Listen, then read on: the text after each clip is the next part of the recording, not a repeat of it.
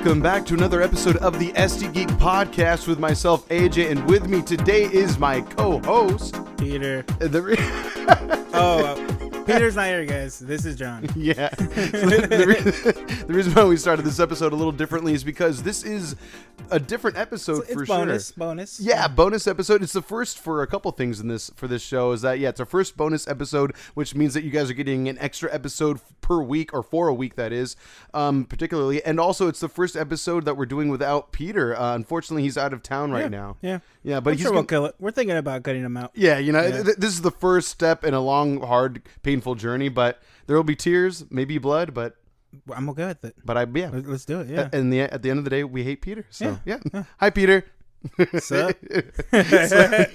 As if you couldn't tell from the title of this episode, we are going to be reviewing Dragon Ball Super BROLY, the movie, which we just saw not even an hour ago, John. So yeah, I'm still We've been trying to contain our feelings about it so far. It's been hard. I'm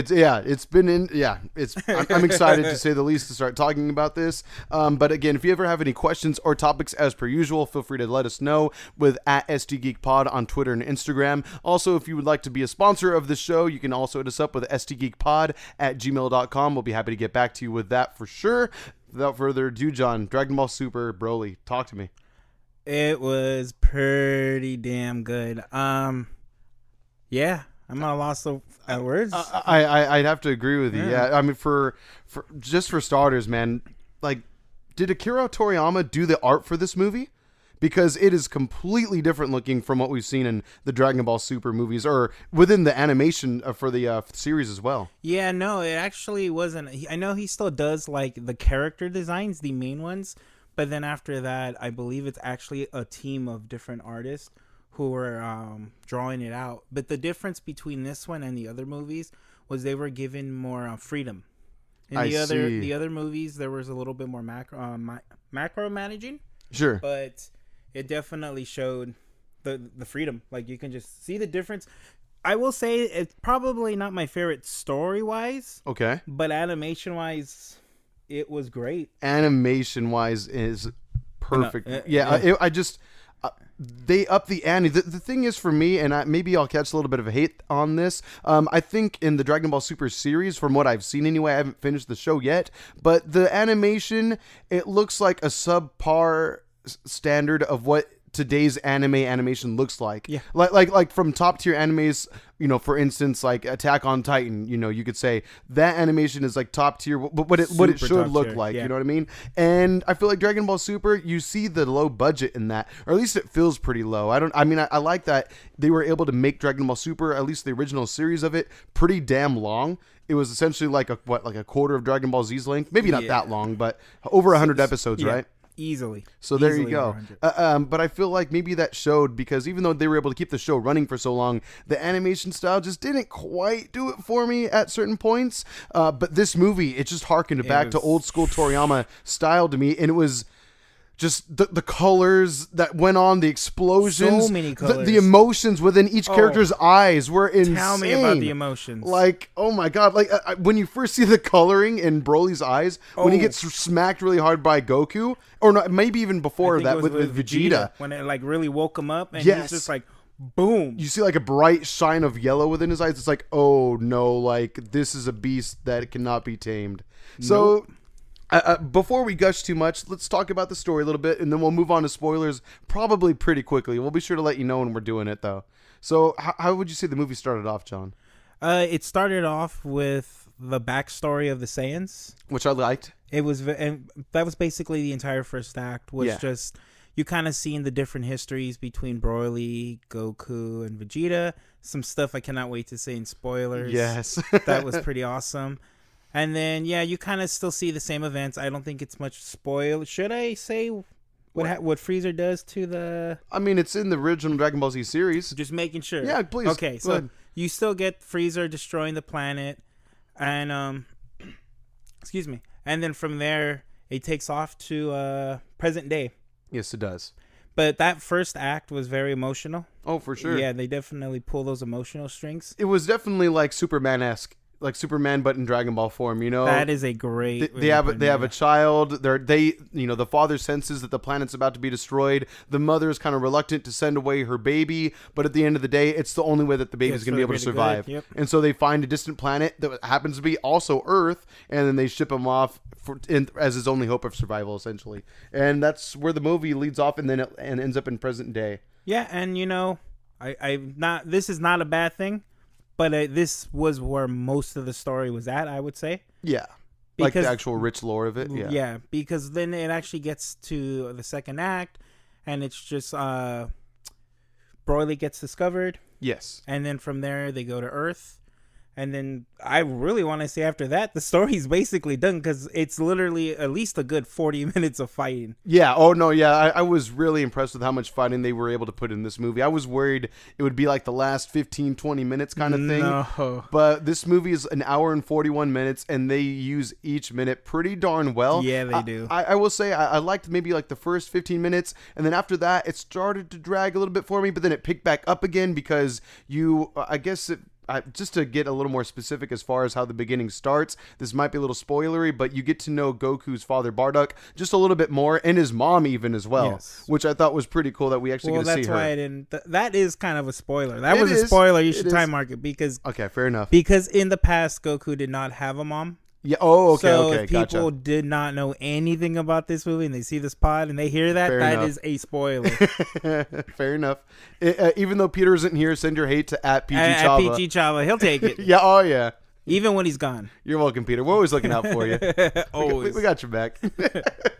But yeah, so it is pretty cool to see the rich history. It's not too rich of the Saiyans, but at least get a little more idea of what planet Vegeta was like. Certain things change, and we'll talk about that in spoilers. Sure. And I mean, people might be saying, there are 3 other Broly movies before this one even occurred. What could be different? And quite a bit is. There's one theme that's kind of similar, I would say, maybe 1 or 2 themes that the 2 different movies, I guess, share. But for the most part, it's pretty different. Yeah, it's 100% different. Gotcha.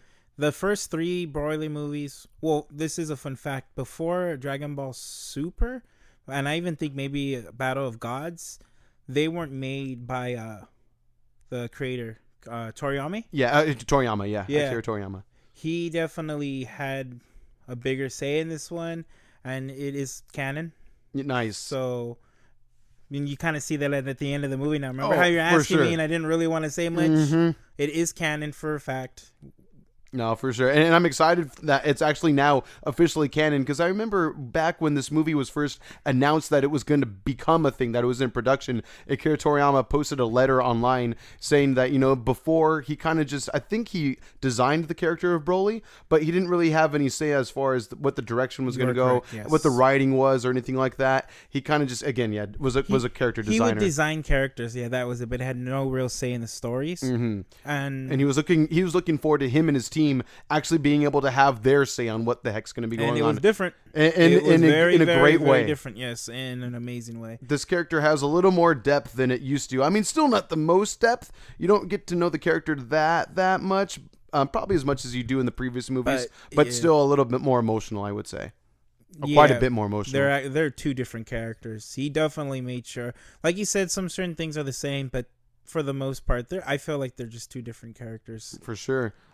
So I guess want to get a little more story? Spoilers, all right, spoilers. Think, so one cool thing that you get to see that before we jump into present day, it does go way, way back when, Vegeta, the Vegeta that we know, he's just a young prince at the time, proving himself. And Broly is, again, I guess you could say a baby Saiyan held in a nurturing capsule. I think they're more like 5 or 4. Something like It was weird that they kept them in there for so long, because they're big. You could tell that they're at least older than toddlers, I would say. Yeah, definitely. Which is kind of weird to say that's how the Saiyans raise their children, at least the warriors, maybe. Yeah, and then a big change is Goku is older.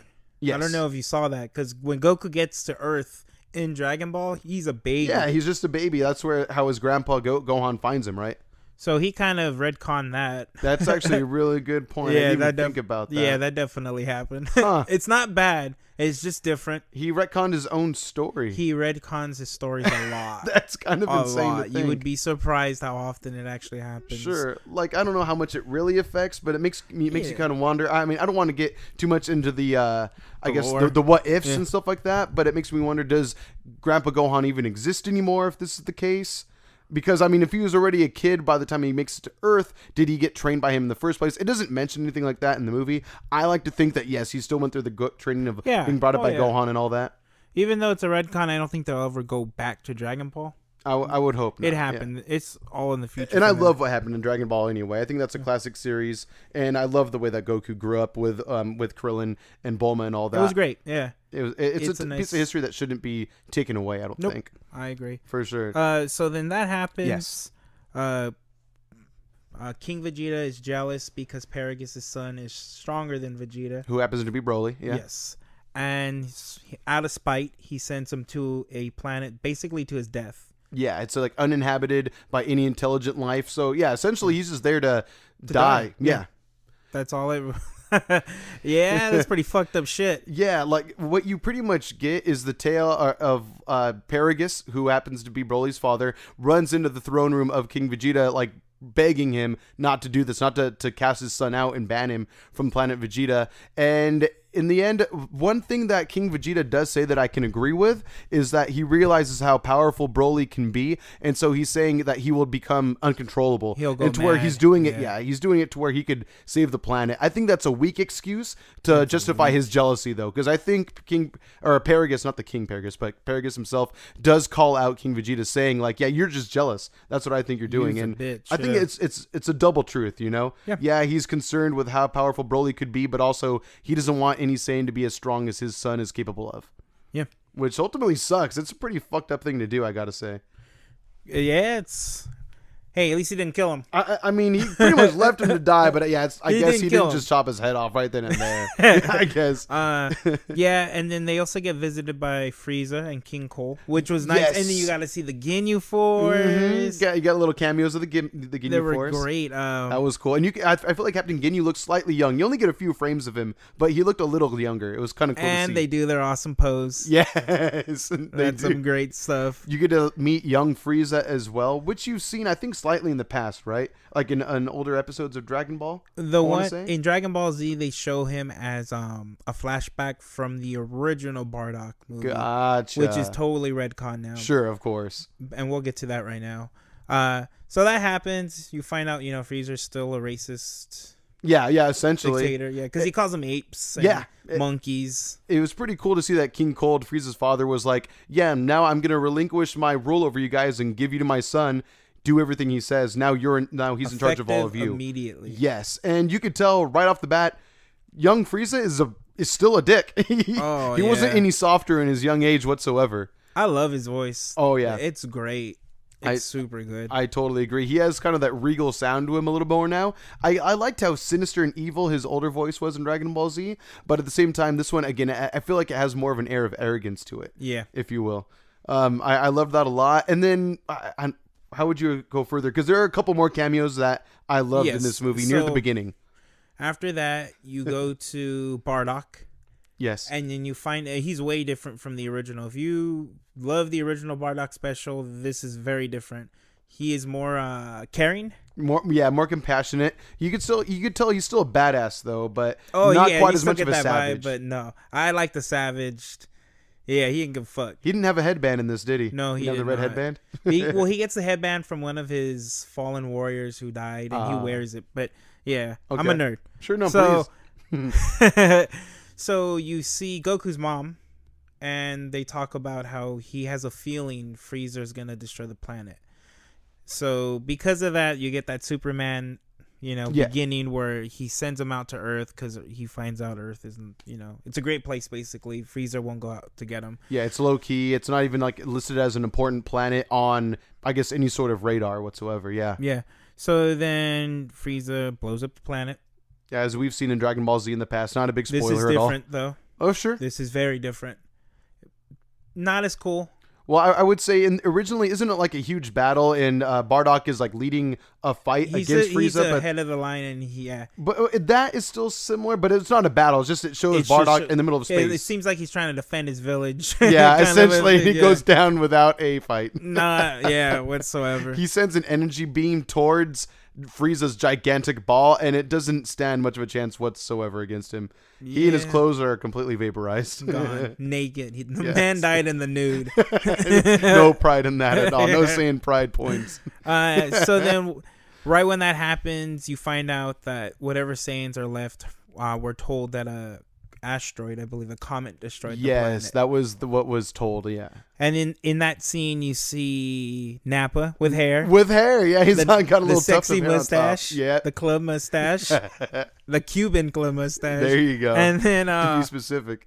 Raditz with yes, Vegeta. You get to see young Raditz and young Vegeta. They're roughly about the same age, and they're pretty much miniature versions of themselves. That's all they are. I want to say it's even still the same voice actor playing their voices, just sounding a little tiny bit younger. Savage though. Mm-hmm. When he hears it, Vegeta's like, man, now I can't be the king of planet Vegeta. Yeah, savage. That's all that he cared about. He didn't care about everyone dying or anything like that. I don't even think he mentioned his father whatsoever. Remorse toward that. He doesn't care. Which is probably Saiyans don't care. Remember, the mom even told Bardock, Saiyan men don't care about their kids. Yeah. So I doubt they can care about their fathers. Right? If they're raised that way. It goes to show how they're raised, I would say. Yeah. Even Raditz was like, he was just a punk about it. He didn't give a shit. He didn't give a fuck. Because he's still alive. Yeah, essentially. That's all that matters to them, I guess. But I loved seeing them for a moment. That was a really cool little scene there. Yeah, I enjoyed it. Mm-hmm. And then we jump to present day. Yes. And then it's Goku and Vegeta training, which was amazing. Big surprise, but it was really cool looking, though. Every hit you would hear, like they made sure yeah. You feel those pops. Like there's one part where Vegeta gets a shot on Goku, slams him down to the ocean, but then Goku stops himself right before he hits the water, and you see that shockwave, and you feel that shockwave kind of a little bit with the good audio design along with it. Yes. I will say at first I was questioning the audio quality of this movie. It may have been the theater we saw it at, which does represent that. I mean, they do say that it has Dolby sound, nowhere near what Dolby Cinema is capable of. But in the very beginning of the movie, when it showed Frieza and King Cold arrive at Planet Vegeta, I felt like the mix was a little off. Like the music was super quiet, the sound effects were just tiny bit above the music, but I felt like it was really weird. But then once the fighting scenes come into play, it goes up to 11. Yeah, it's pretty awesome. It's pretty awesome. So yeah, we do see a training montage, you could say, of Goku and Vegeta fighting each other, and it's really fun to see. Like I can't say enough good things about what the fighting looks like in this movie. Moving on. We'll get into more fighting later, though. So then that happens, and then you see Beerus and Whis talk for a bit, mm-hmm. and Vegeta. It's nothing too important. You just find out that Goku wants to keep on training because of different universes, and Vegeta only is training at this point because he knows Frieza is gonna come back and try to wreck shop. yes. Well, the reason why they find out Frieza is even going to be a thing at all in this movie is because they get a call from Trunks. Bulma receives a call from Trunks saying, there's something missing in your office. And then he plays back the security footage showing that the Dragon Balls are missing. I think it was like 6 out of the 7 are missing. Yes. They keep one in hiding in some ice continent on Earth, probably Antarctica or something like that, the Arctic, who knows. Mm-hmm. They don't really say. They just say an ice continent. Doesn't really matter. Either way, so then they realize, who else would do it? They saw the armor of the people that stole it, and it was Frieza Force armor. Man. But he actually did bring up Frieza before that. Oh, that was brought up. That Goku let him live, right? Was that what it was? Yes, because Goku brought him back for the Tournament of Power, or is that what it was called? Tournament of Power for Dragon Ball Super. Yes, for Super. And this movie takes off after that, by the way, guys. So it's directly after it, because he even says even after a couple of weeks, you're still training to be better. Yeah. So yeah, that happens, and then we jump into them saving Broly, right? And Paragus. Oh, yes. Okay. So one parallel that this movie shares with the previous is, I forget the exact details. I probably should have watched the original first film before watching this, but it's essentially they end up going to this planet where where Paragus and Broly are staying, Yes. but they make it seem like it is quite different, because at one point in the planet that they're staying on, they kind of make it seem like everything's established and everything's great here. We're a peaceful people. We all get along. We're all Saiyans. Let's hang out, let's party. Let's do it. But still something is off about Broly. They can't quite tell. He's really quiet in the original movie, and he is in this one too, but he talks way more. He does talk a bit more in this one. Yeah, not too much, but he does have one good arc or moment in this movie where he explains a little bit of his backstory, which you like, or at least I liked a lot. I love it because I forgot to say this earlier. Go ahead. He was no longer pissed off because Goku was crying. Which is a lot better of a reason. Thank you. Right? Oh my God. He got pissed because he was traumatized for being annoyed as a baby. Like, that was how the original story was, That's how right? it went. So dumb. Those movies are terrible. That character was terrible. At Peachy Chava. This Broly's great. We love you, Peter. His soul resides. I can see some seething anger sprouting before us. His aura is still here for sure. His ears are ringing. They're ringing. His arm hairs are rising slowly. Terrible. But so anyway, it's pretty much them finding Paragus and Broly on this planet. That's the Frieza Force anyway. Frieza finds them there. Yes. But the only difference is that, they find them there, but it's a little bit of a different circumstance. They're there to survive, and Paragus has been training Broly all along, you find out, and he has a power level that exceeds anything that Frieza is really used to. Yes. I guess you could say. And then where would it go from there? So after they pick him up, they go and see Frieza, and then I believe from there, they find out that the Dragon Balls were stolen. Yes. So it goes back to Earth, and then they fly to go and pick up some cold clothes, some coats, which by the way were dope. I'm gonna try to find one of those. Right. And they end up at like an Arctic area. Yes, which is where Bulma was keeping the last Dragon Ball of the collection. That is. Yes. And do you want to get into why Bulma wanted them to begin with? I kind of liked both versions, or both reasons as to why two different characters wanted them. So she wanted them to look 5 years younger, not 10 years younger. Right? Yeah, because then that would look too obvious. Says 5 years. People would question she got work done. Yes. Yeah, I think this is how she words it. And Frieza. So they're asking him. I love this scene too. He's like, "Oh, do you want to be immortal again? Do you not want to take damage anymore?" Right. And then you find out it's because he wants to be 5 inches taller. Yeah. Or 5 centimeters taller. Because any more would be noticeable. It's supposed to look natural or something like that. Yes. Awesome. So you definitely get a lot of comedy at the beginning part of this movie. Yes, and not overdone or anything like that. It's really fun. It's not over. It's not too much. It's very fun. Yeah. Yes, and it's very much Dragon Ball humor, like what you'd expect. It's very Toriyama-esque.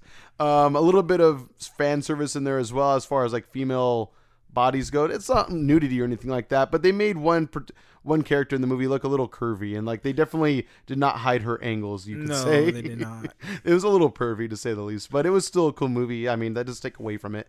I wouldn't say it does. But anyway, so yes, it's pretty much a race to get the last Dragon Ball, but then Frieza does end up obtaining it, I believe. Is that correct? Well, his men find the last one, and Frieza shows up.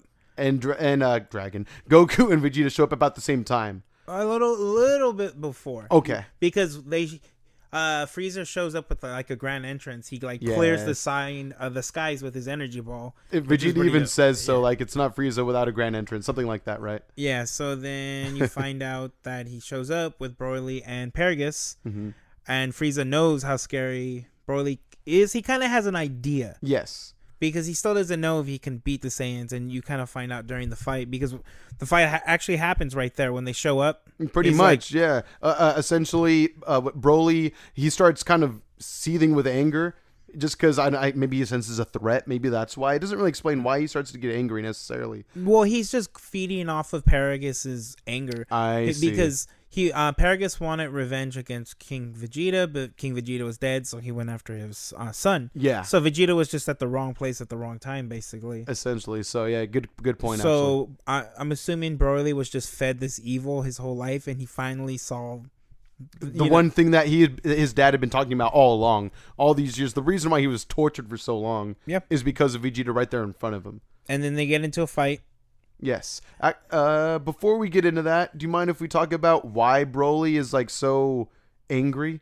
and so quiet, and kind of he seems like he's really traumatized. I would say, like, he looks like he has some PTSD, to say the least. Yeah, definitely. Well, he was trained, I'm assuming terribly, because you find out that his coat that's around his waist, it was from like a monster that was his friend on the planet that he was stranded on with his father. Yeah, and his father didn't like it because it wasn't training, so he didn't kill him, he blasted off his ear, and this beast stopped being friends with Broly. Yeah, essentially. It was like an unintelligent beast, but it, like, they started off as enemies, and then they kind of became friends and training partners to a degree. But it took the one, I guess, quote unquote, friend Broly ever had and took it away from him. Because again, like you said, Broly mentions that the beast was never the same again after that, which was pretty sad. It was. He didn't even get to have anything in life besides his father, who didn't treat him well anyway. No, he just basically trained him and fed him hate. Yeah.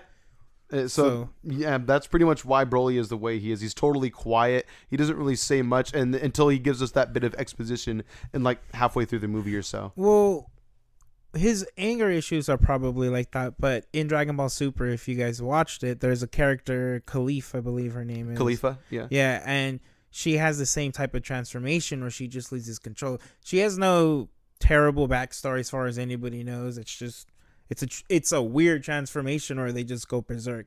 So yeah, it's crazy to think that it's not because of him being mistreated, it's because of this transformation that he has. Yes. I think him being kind of closed off from everybody definitely it didn't help the situation. And he kind of talked like a caveman a bit. Yeah, and he kind of looked like a caveman too. Like, you could tell he kind of looks like a primal kind of dude, you know? Yeah. I mean, he wears animal skin over his waist and such like that, you know? So yeah, it kind of speaks to who he is as a person, which isn't much personality, you would say. But you could tell in his heart, he is a pure guy. He just happens to have a natural rage and extreme power within him as well. He just happens to be lucky / kind of unlucky at the same time. And the way he was raised didn't help. Not at all. You could say. So yes, as we were saying, you could see that Broly's like fueled with rage all of a sudden, and he wants to attack this threat that his father's been talking and brainwashing him with since he was born. And so Frieza kind of just tells like Paragus, it looks like Broly's already ready to go. Oh yeah, wet and ready. Yeah, why not just send him out? Sends him out. Go for it. And it's Vegeta versus Broly. Yep, and then the first punch happens, and then Vegeta smirks. Yes, which was great. Hell yeah! And then they start fighting. He keeps away from Dragon. Why do I keep on to say the word Dragon? From Super Saiyan for a while, actually. For a bit, yeah. For a little bit. They were fighting in their base form, and then when he actually, and I don't know if you noticed this, but when Vegeta turns Super Saiyan, because they just get to a point, it's about 3-4 minutes of fighting in base. Yeah, which I appreciated. From here on out, guys, it's fighting. It's on. It's like maybe 20 lines and and then fighting. A lot of grunts here and there. Yes. Yeah, a lot of grunts and yells. Boy, the way it's done, it's great. But we'll keep talking about it. Sure. They fight for a while, and then Vegeta finally goes Super Saiyan. But I don't know if you saw, he went green first. Yeah, just for a moment it went green. Right? That was kind of weird. Right? Even Goku, I think, does that later on. That happens later on, and I think I have an idea for that one, but it doesn't make sense to me with Vegeta. So they fight, and that's when it's still good. It's still so good. Every hit. Well, to I guess to give some detail, because again, every hit you feel it and you see it to such a crazy degree. But I just love how Vegeta was pretty much overpowering Broly. Well, not pretty much. He was overpowering Broly for that first bit of the fight. Yes. Before he didn't even need to turn Super Saiyan, which is what upsets me about Vegeta so much, is that I knew he was going to be hasty, and I was like, he's going to go Super Saiyan, he's going to go way overboard than he needs to, because I guess that's just Vegeta, He wants to overwhelm his opponent and show how cool he is and how much powerful he is compared to them. And so he does that, and he's a dick, and he beats up Broly, and then he goes Super Saiyan, and he beats up Broly some more, and then what does he do after that? He slams him down to the water. Yes. And this is when Broly really starts to lose control. Mm-hmm. Like, you could see all of a sudden he's not just getting hurt, he's getting really angry at this point. And Vegeta said something along the lines of, this is going to be a really tough fight. Yeah. After he was very cocky that he was going to win. Yes. And so Broly powers up, makes a giant whirlpool around him. And then he ends up fucking kicking Vegeta's ass, right? Yeah. He very overpowers him terribly. And then I believe Vegeta gets away. Yes. And he flies up into the sky. And then this part, man. Yeah, it was pretty great. I thought more God. nerds were going to freak out about it. I heard like 4 of them go, yeah. I was silently excited. Yeah, so was I. I knew it was coming too. Vegeta goes to God. Super Saiyan God. Yeah. And it looks spectacular, man. Like, you just see his color and his eye color change. His iris changes to like a yellowish red. Yes. And next thing you know, he's glowing and he looks amazing. He is so it looks weird to see him that thin. I feel Goku doesn't look as bad. Sure. But Vegeta looks super weird. You thought so? Yeah. I thought he looked a lot more chiseled, if anything. But and he looked younger, more youthful to me. Yeah. It's a crazy transformation. That's like the most drastic, I think. It is weird to see what the God form does to Saiyans. At least from the example we have of Goku, he looks more youthful and kind of more cheery, and like you said, more slender for sure as well. Like, his muscle tone decreases.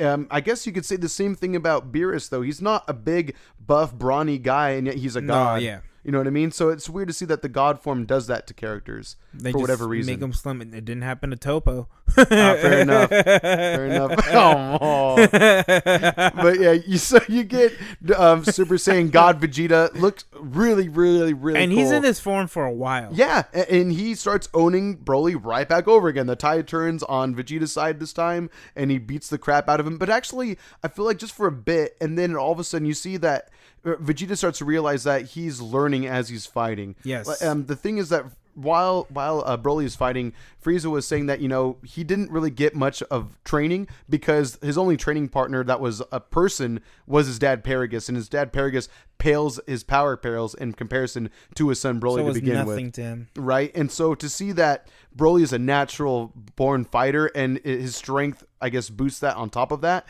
it's just kind of cool to see that Broly is able to adapt to who his opponent is. And I think to Vegeta's detriment, because Vegeta, I feel like, should know better, because every time he smacks on Broly, he beats him to where Broly can't really get up very easily anymore, which is a classic tale in Saiyans, is that every time they're beaten, they become more strong. Yeah, correct? They get a Zenkai boost. Yes, exactly. So I was surprised that Vegeta even let it go that far. But I guess that adds to the cockiness of the character. Yes. So, yeah, that was pretty dope. I believe he ends up turning Super Saiyan Blue, right?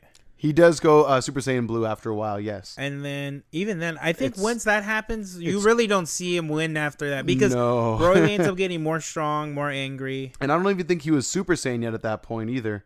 Super Saiyan Broly. No, he was not. He just stays in like a base, almost like if you had to word it, maybe like a Kaioken form, maybe. It's base. Just still base? Yeah, because Goku even says he's keeping up with Vegeta in his base. There you go. Yeah. That's it's insane to think. Like, he just keeps getting up and up and up and keeps bashing harder and harder. And after a while, Vegeta even says, like, he's fast and he can't keep up with him so well. Yeah. And Super Saiyan Blue was not enough for him to help him fend off Broly, you could say. And so then essentially Goku kind of tags him out, you could say.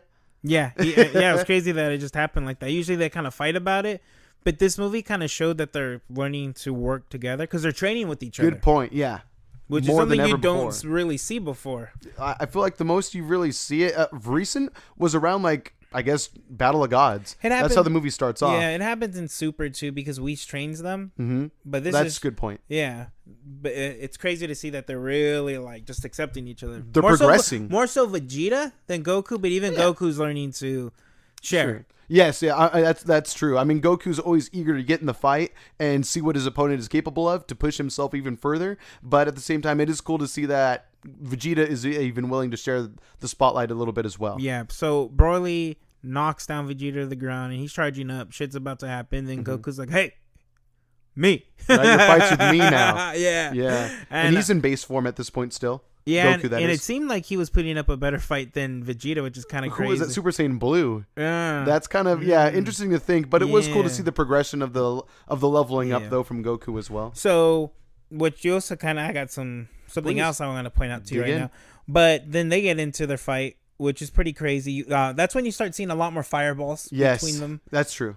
a lot more, and they're just fire. Like it really felt like old Dragon Ball Z. Oh yeah, it felt so much like old Dragon Ball Z. I gotta say, just the art style felt and looked like Dragon Ball Z. Yeah. I loved it. It didn't look quite as plastic and shiny as Super looks to me. And again, I like Super. I like it a lot. It has some of the greatest battles. I haven't watched that much again, but I've read quite a bit, and I do try to watch some clips on YouTube every now and then, and it's fun. Don't get me wrong. It's just the art style doesn't quite do it. It feels a little cheap, but this movie, the budget of this thing, or just the time they put in the little details and in the grand details. Yes. I don't want to gush too much, but I can't help it. Like, it was insane. Continue, John, please. Yeah, so they're fighting for a while.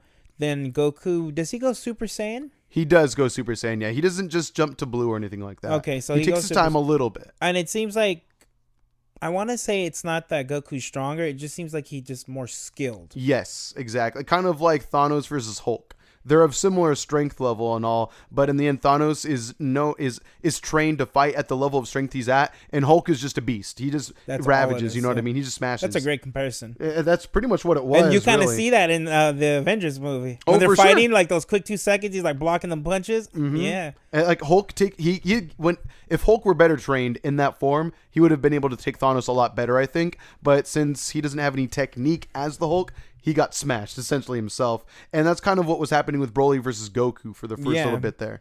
So eventually, Broly is able to finally keep up with Super Saiyan Goku. Yeah. So then Goku finally turns Super Saiyan God. Yes. Which is great. I always love to see that form. The form's so good. It's probably my favorite, I would have to say. I mean, I like Super Saiyan Blue, but I just think God has a unique look to it, like we were talking about earlier. Blue is like gold. Yeah, it's blue. They dyed their hair blue for this time. You know what I mean? But yeah, like you said, God, the colors just pop more, and they just look different. The way their moves look and everything like that, I don't know. It's just something special about it. I wish they wouldn't have gone beyond that personally.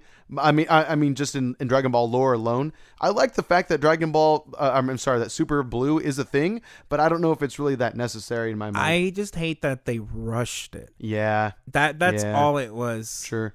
You know what I'm saying? No, totally. Because I actually really do like Blue a lot, and and they look cool. But man, I would have loved to not have a Goku Black, and then Rose be like the transformation, the pinnacle. Yeah, it just looks really different. I totally agree with you, man. I completely agree. Just because Goku Black base design, it's Goku in some great clothing, you know. Yeah, that's all it is. Not that he's a bad character whatsoever. No, he's great. Yeah. It's just, you know, he's not.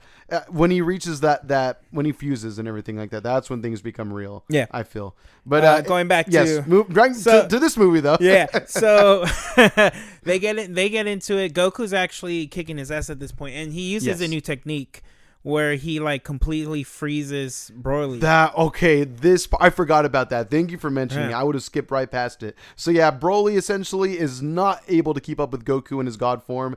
And yes, as you said, John, he does this new technique to where he pretty much puts his aura around Broly, you would say, and he's like locking him into submission. Yes. But for good though, like Goku's being a good guy. He's not trying to hurt Broly necessarily. You actually get some dialogue in Goku's. You know, he tells him, "I know you're good. I can feel it in you." He even tells him you have a lot to learn. You put the mic a little closer. Yeah. Sorry. Go ahead. Sorry, guys. It's closer. So yeah, he ends up telling him, "I know there's good in your heart, and you got a lot to learn." But Broly just gets more pissed off, and he actually reverses the move on Goku. You start seeing Broly's aura kind of start enveloping Goku, and then ultimately Goku's trapped for a moment there, getting his ass kicked. Oh my terribly. God, there's just a couple scenes, like one parallels another in that. There's in the beginning of the fight, we kind of breezed over this earlier, just because I forgot until this moment. But Vegeta smashes Broly so hard that he ends up flying through all these glaciers, and then in the end Broly ends up doing the same thing to both, I think, Vegeta and Goku, if I'm not mistaken. And then from that point on, Broly just completely, I don't think I can recall a time since maybe the Frieza fight where Goku was just severely overpowered and just savaged, really. Like Broly like smashes his face and grinds him against glacier walls and stuff like that. It was just completely overwhelming Goku. And you can hear Goku screaming his head off for like a minute straight. It was really rough to watch for a minute there. Like I had to like realize, wait, whoa, what's going on? Like at one point, Broly smacks him into the air, and you kind of hear Goku panting for breath, like he's like wheezing to get air back into his lungs. Yep. He blacks out for a second. His eyes go like all white. Oh yeah, like they flicker out off and on. It was kind of freaky to see. Yeah, it was crazy. And then very anime. he passes out, and then you get Piccolo, which is great. I wish Piccolo had a little bit more, but it was good to see him in there. He would have gotten his ass He's like, "What the fuck's happening?" Right? Your son's a disturbance, Goku. What's going on? And then, yeah, it was being Yoda basically. Yes. They're both green with pointy ears and wise. Good point. And wise. Yes. So he basically just said, "I'd help you, but I'm a bitch, so I'm not going to." Sure. And then Goku said, "Just stand by, because if it gets really bad, I have to use instant transmission." Yes. And that's when Piccolo basically said, "You never do that, right? Ever." When does Goku ever leave a fight? You know what I mean? So he's like, "Yeah, okay." Right. Like, this is serious, obviously, now at this point.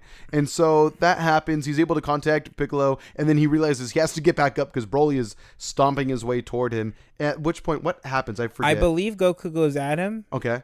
I want to say he goes blue. He must have to be able to recover. At that point, he goes blue. This is what I wanted to bring up to you. This is the scene where that green comes up again. Yes. But I want to say that's the combination of the red and the yellow. Sure. That turns into green.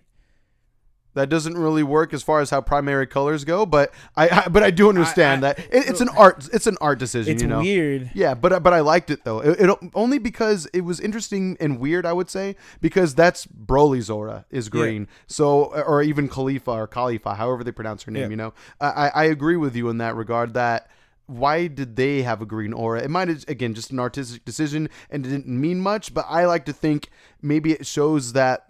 I don't know, maybe it's just something that Saiyans are capable of, and they all happen to be Saiyans, so they all kind of have that ability to have that level of strength and aura. Yeah. It's weird. It is kind of weird for it to all of a sudden happen, but we do get new things in this movie, which are all really exciting, I think. Like you get the aura trapping submission thing that Goku God does, Super Saiyan God Goku does, and so on and so forth. But yeah, go on. So, and another thing that happens in this transformation that I don't know if you saw, but it looked like he went Ultra Instinct for like 2 seconds. There was like a quick white flash. It was quick white. Yes. And then he goes to blue. I was waiting to see how that was going to pan out and if Ultra Instinct was going to play a role in this. I have a feeling that's going to be Endgame. They're going to save it. Like it's going to be for the very end of the end of Super, because then what's after Ultra Instinct? Right. Like I have a feeling Goku will just keep on getting stronger and stronger, and then when they're ready to kind of end the show, maybe Ultra Instinct at that point. Sure. But it was. I think that was a great observation, though. In that, it probably was just a flicker of Ultra Instinct coming through. That's what and giving him the strength to get to blue. You know, which is weird because he can do it regularly in Super. But I think it's because he was getting his ass kicked so bad. So he was an emergency. To push it out. Yeah. Like you said, instinctively he had to recover. You know what I mean? In order to hold his own for a little bit longer. Which I feel again for Super Saiyan Blue, it didn't do much against Broly. Maybe he was able to keep up with him, but in the end, what happens is he transforms and he's going towards Broly, and then Vegeta is like, "You can't do this on your own." That's and right. Then he joins them, and this is the fun part. Yeah, they fight for a bit. It's not a very long team fight, but they do fight for a bit. It was fun to watch them do it. And then they end up taking Broly straight to Frieza and saying, "He's your problem, bitch." Have fun, Frieza. Yeah, Broly's chasing him down, and they're fighting him, barely holding him off, running away, and they just realize Broly's a runaway train. There's no stopping this thing. And the two of them fly toward Frieza. Frieza doesn't realize what they're doing. He just thinks they're fighting, and Broly's in a rage right behind them. Frieza's standing on top of a cliffside, and they're swooping up to it, and then just saying, "Have fun, Frieza!" And then Frieza gets his ass kicked by Broly, and they instant transmission back to Earth where Piccolo is hanging out. Well, they're in Earth. Oh yeah, okay. Oh, I'm sorry, you are right. Back to where Piccolo is at. Yes. So they do the transmission to Piccolo, and then that's when the conversation of fusion comes up. Yes. And then you get the classic Vegeta doesn't want to do it. It's embarrassing. Right. I don't want to do these dances. Especially because it's a dance instead of just earrings this time. And it's great. Everybody's laughing. Scene. More Toriyama humor. And then they do the fusion dance and they fail. I think it was like their fingers were like an inch or so off from the points of each other. Which was a little funny. So you get the chunky one. Yeah, you get the overweight one, like we've seen with Gotenks in the past. Yes. And then the second one, they get the anorexic one. He was like really old looking or something like that. Yeah. And they show like the angles, like Vegeta was at 60 degrees and Goku was at 45. That made me laugh.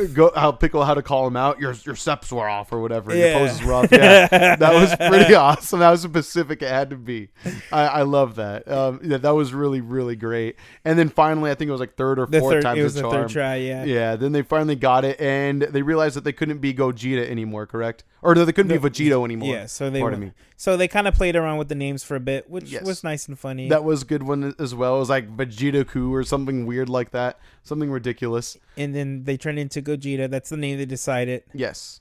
And then they transmission back to BROLY, right? Yes, they do. Because they realize now they have the power, or at least the confidence to be able to handle what they're going through. Yeah. Yeah. So from there, I believe they just start fighting, right? Yeah, well, we get back to where they were in that Arctic region, and Frieza is getting pounded the entire time. Like, it kind of goes back and forth while they're trying to get the fusion dance down, and Frieza is getting destroyed by BROLY. And he turns into gold, and he's still getting wrecked. It helped him take a punches, maybe slightly better, but yeah, he's getting destroyed. He doesn't stand up to him whatsoever. One little point I wanted to make is that it is interesting that they mentioned Gogeta, because again, that this is a GT reference, slightly so. It doesn't look like him because they're not in Super Saiyan 4 when they do it, but that is the name of the character, is Gogeta. Yes, but actually it was in a Dragon Ball Z movie called Fusion Reborn. Oh, you're right. So GT and it was the same art style as how he looks now. Yes, blonde? It is. Is that an image of it right there? That's gotta be. I believe that's from Fusion Reborn. Okay, gotcha. Yeah. Thank you. All right, cool. Sorry for those of you that aren't here with us. We're just looking up Google Images, or I am right now, just because I like that Gogeta is still a thing no matter what. See what you will about Dragon Ball GT. Maybe not the best series in the world, but it still holds a near dear part of my heart, for sure. All right. Well, moving on. So yes, the instant transmission back. Frieza's about an inch away from death, even in gold form. And then, they realize that it's time to try to test their might against BROLY.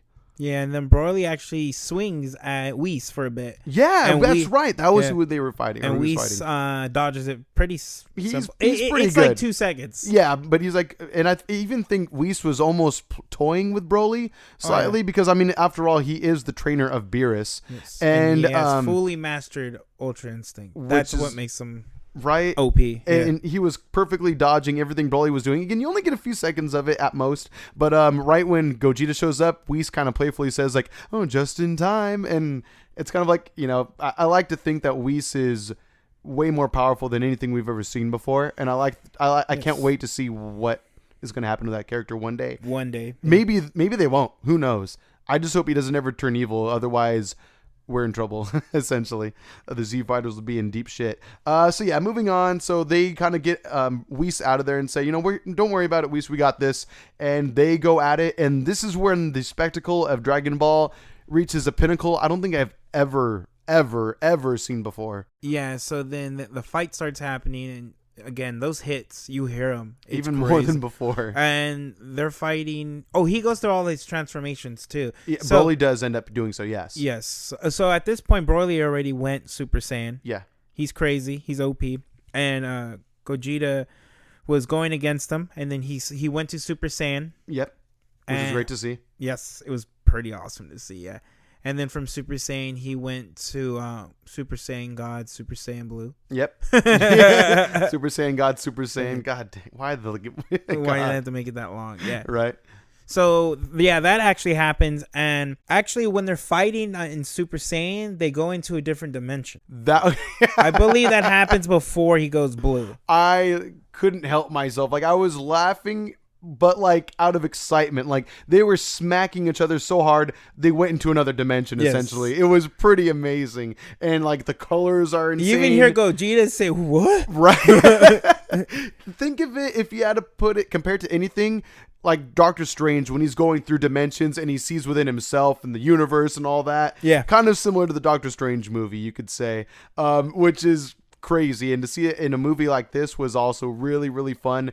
It was just a fight that couldn't be contained within our realm, so to speak. And then eventually, I guess, blows get traded so hard they end up getting smacked back to Earth again. It was kind of insane. I think when that punch happened, because they didn't show him transform. Okay. Because right after that punch happens, they go back to Earth, and he's in blue at that point. Yes. Okay, yes, that makes sense. So then at that point, it's basically Gogeta just wrecking shot. Yes. Yeah, he ultimately ends up overpowering Broly. And this isn't necessarily the end of the fight. I mean, it really is leaning that way. Yeah. But the thing is, we briefly mentioned two pretty important characters, or at least one of them, which is a female character that helps find Broly originally. And she kind of pities him because she understands his story and that he like Goku said, he's kind of a pure and good guy. He just had a very bad upbringing, and he happens to be cursed with extreme power that he doesn't know how to control.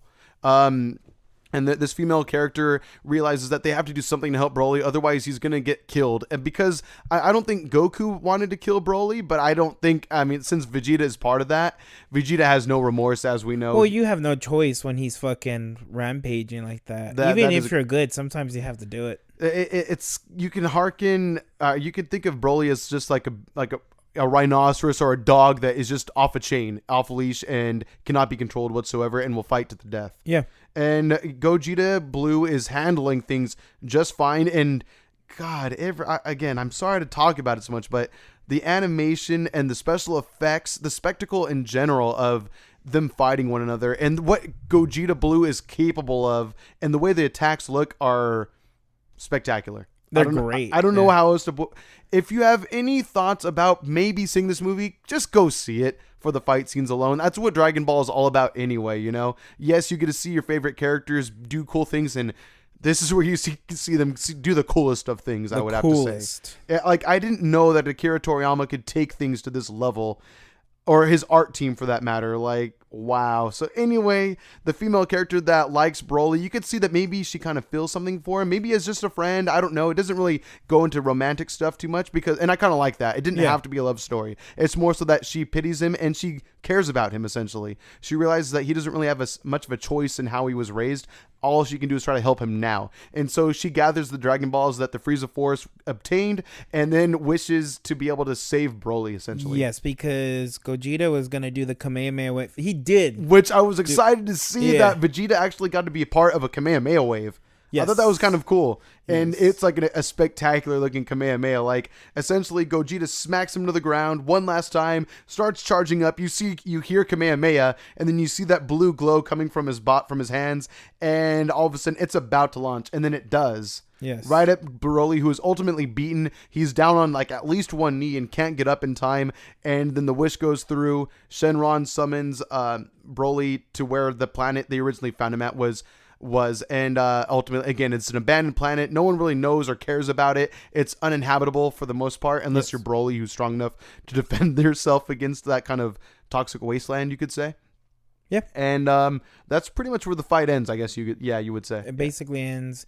You find out that Frieza has plans to use them in the future.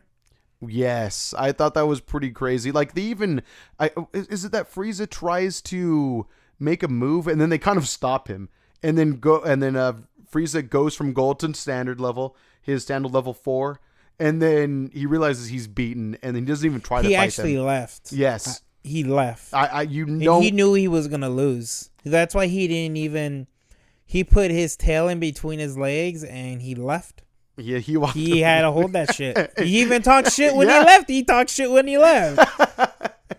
But I love that. Like, you don't see Frieza, the freaking arrogant one, the all-powerful Frieza, just submit to a fight and walk away. Like that. But he realized in his gold form he couldn't stand a chance against Broly, who couldn't stand a chance against Blue Vegeta. So what could he do? Gogeta. Yes. So yeah, it's kind of crazy to see. Like, you don't see that within this character. Yep. Until now. And so, yes, as you said, John, he flies away into space, tail between his legs, and says that he wants someone disposable that he can use against them in the future, because his wrath is ultimately against Goku.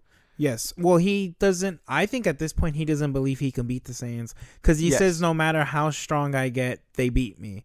Right. So he wants somebody who can beat him. So I have a feeling he's maybe going to try to brainwash him and yada yada. But then you actually get to BROLY at this point. Yes, and the thing is that the female character who cares about BROLY, I forget her name, and another pilot that she happens to be friends with that they were friends together within the Frieza Force.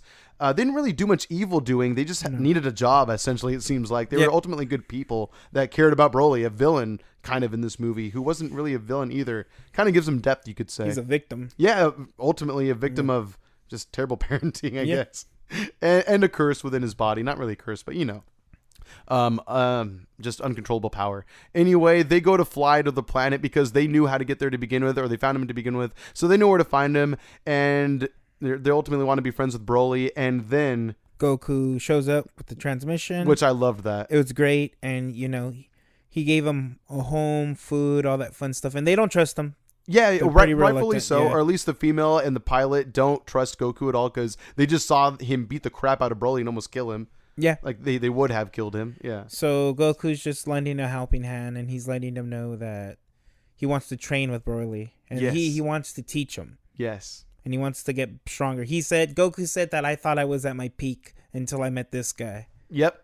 And I loved that he said that. I thought that was really, really cool. He realizes now that he has a lot to go to. And I love that he told, again, I wish I knew her name, but the female character that cares about BROLY, he tells her, I can teach him a lot too. I can teach him a few things, which I thought was cool, because who knows what kind of level Goku's training can bring up to BROLY. Like, will BROLY be able to go Super Saiyan God, or for that matter, Super Saiyan Blue? The thing is, for base level BROLY and also Super Saiyan BROLY to be able to keep up with the God forms of Goku and Vegeta, what the heck is he going to be like if he can reach that kind of pinnacle of might? Yeah.